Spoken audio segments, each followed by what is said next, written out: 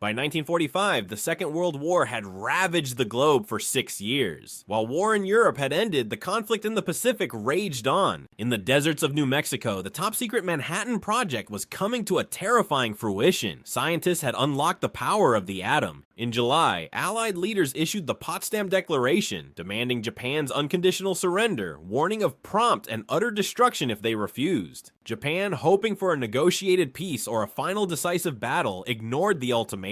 The stage was set for a decision that would change history forever. On August 6, 1945, the B-29 bomber Enola Gay took off from Tinian Island carrying Little Boy, a uranium gun-type bomb.